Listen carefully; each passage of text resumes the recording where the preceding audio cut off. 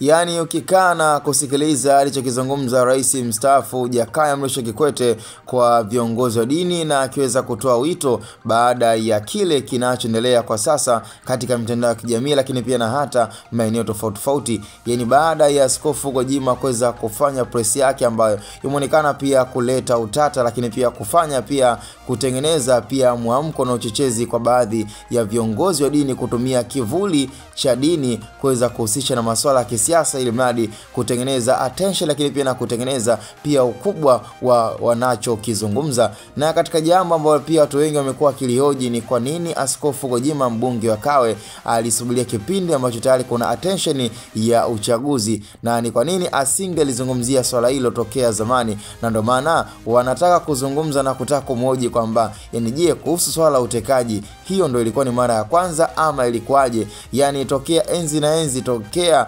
marais mambo hayo yalikuwa yakiendelea kufanyika licha kama bado uthibitisho ulikuwa bado haujapatikana. Ni kwa nini swala hilo hakuwahi kulifanya enzi za marehemu John Joseph Pombe Magufuli? Yani kuna watu wamekuwa wakiangalia kabisa kwamba yani Rais Samia Suluhu Hassan amekuwa ni kama haishemiwi vile inavyostahili. Yani kila mtu amekuwa akijaribu kumsema na kumzungumzia sehemu bila ya kuwa na mipaka, na ndio maana watu wanahoji kwa nini Askofu Gwajima kipindi ambacho tunafahamu marehemu John Joseph Magufuli hakuweza kuyazungumza na kujitokeza hadharani kama alivyoweza kuzungumza, bali amekuwa akizungumza kwa heshima na pia kulinda pia ulimi wake na kutumia tafsida. Lakini kwa Rais Samia Suluhu Hassan imekuwa ni tofauti kidogo. Haya ndo mambo pia hata kwa Jakaya Mrisho Kikwete aliweza kuzungumza kwamba anachohitaji ni kwamba Tanzania endelee kutunza tunu lakini pia na amani ya taifa, la sivyo haya mambo yakiendelea kwa kasi zaidi huenda